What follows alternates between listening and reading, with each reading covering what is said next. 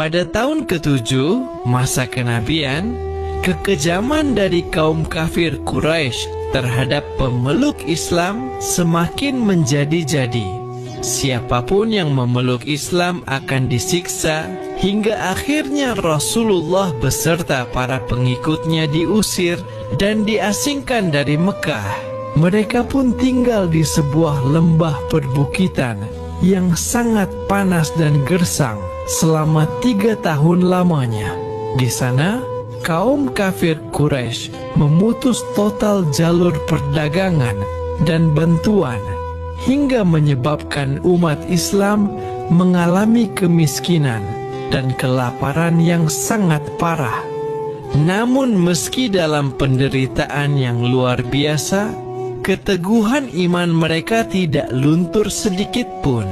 Sayyidina Hamzah sangat sedih ketika mengunjungi Nabi dan didatangi oleh anak-anak yang kelaparan, karena saat itu beliau sendiri tak memiliki apapun untuk diberikan kepada mereka.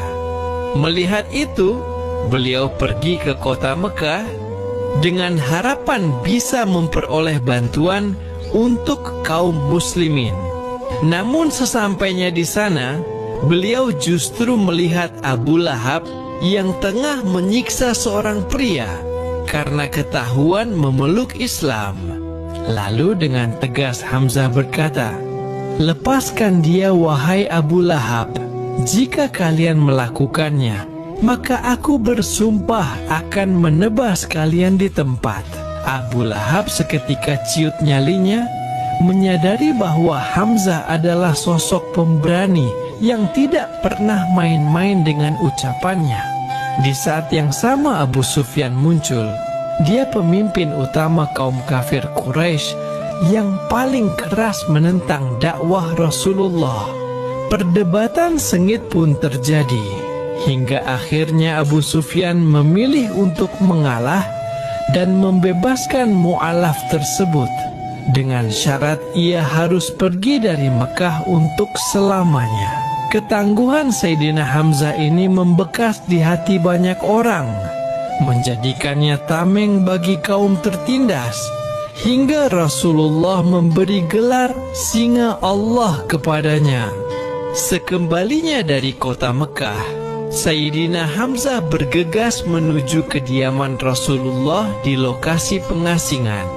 Di sana, ia menjumpai Abu Thalib yang sedang menggendong bayi yang baru saja didoakan oleh Rasulullah. Walau hidup serba kekurangan, Rasulullah masih sempat memberikan beberapa butir kurma sebagai pemberian bagi bayi tersebut. Bukti betapa beliau selalu peduli dan memprioritaskan umatnya.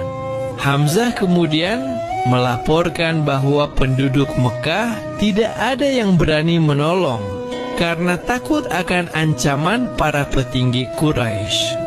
Abu Thalib mencoba menenangkan saudaranya dengan berkata, "Ini adalah kehendak yang maha kuasa. Tidak ada yang sia-sia di sisi Allah." Di malam harinya, tiba-tiba Hamzah datang memberitahu bahwa para pembesar kafir Quraisy sedang berkumpul di Darun Nadwah membicarakan Nabi Muhammad. Karena khawatir mereka merencanakan sesuatu yang buruk, Abu Thalib pun bergegas pergi ke sana. Dan benar saja, Abu Sufyan sedang mengajak para pembesar itu untuk membuat peraturan baru yang bertujuan menyudutkan Rasulullah.